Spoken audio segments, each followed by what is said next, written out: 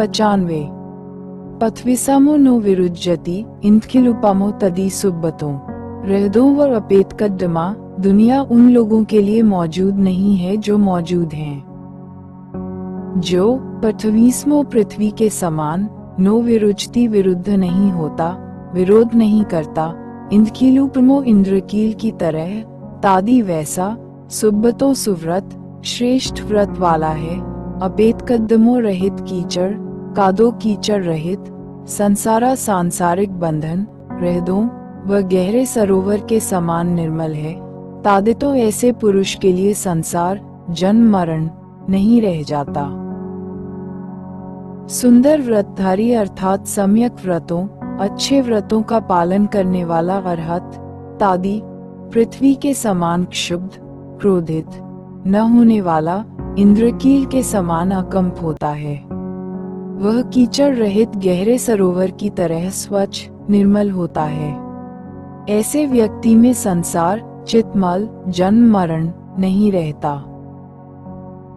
उस ज्ञानी व्यक्ति के लिए सांसारिक अस्तित्व का कोई महत्व नहीं रह जाता, जो पृथ्वी की तरह किसी भी चीज से द्वेष नहीं रखता, जो एक ऊंचे स्तंभ की तरह दृढ़ और कीचड़ से मुक्त गहरे तालाब की तरह शुद्ध होता है। पृथ्वी पर लोग गंदगी फेंकते हैं, लेकिन पृथ्वी उनसे घृणा नहीं करती।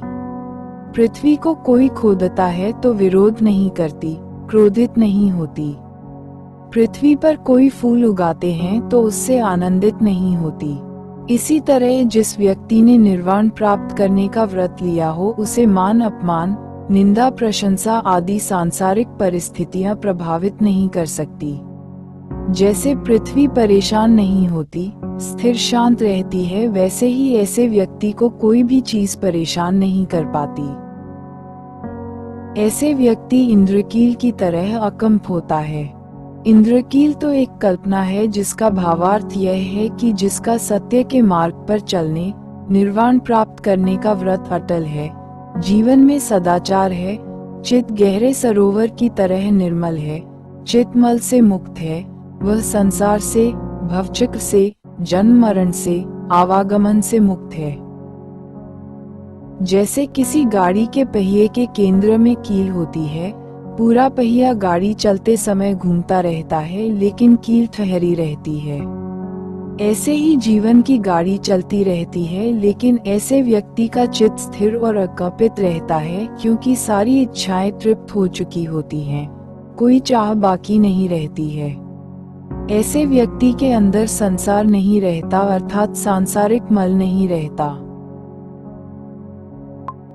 सम्यक ज्ञान द्वारा मुक्त हुए अरहत शांत होते हैं, थे ट्रैंक्विलिटी ऑफ थे सेंस, थे कॉलम अरे थे पीसफुल। कहानी कौशाम्बी के तिष्य स्थव की। श्रावस्ती के जेतवन में।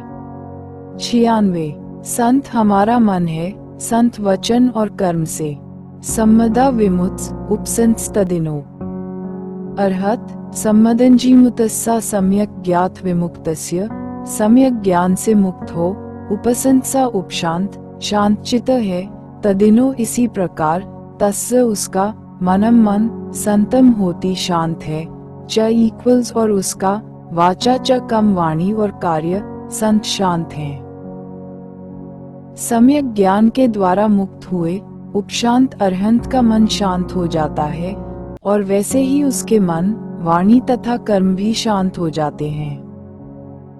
जो व्यक्ति वास्तव में ज्ञानी होता है, वह पुनर्तः मुक्त, पुनर्तः शांत और बुद्धिमान होता है, उसके विचार शांत होते हैं, उसकी वाणी शांत होती है और उसके कर्म शांत होते हैं।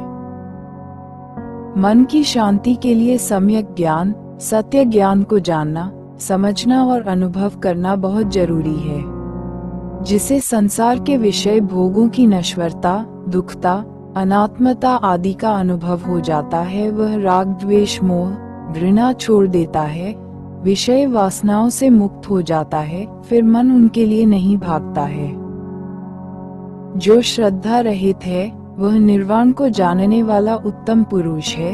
एक्सल्टेड अरेथे and blemished, noble is he who is not credulous. Sariputra स्थव के प्रश्नों की कहानी। श्रावस्ती के जेतवन में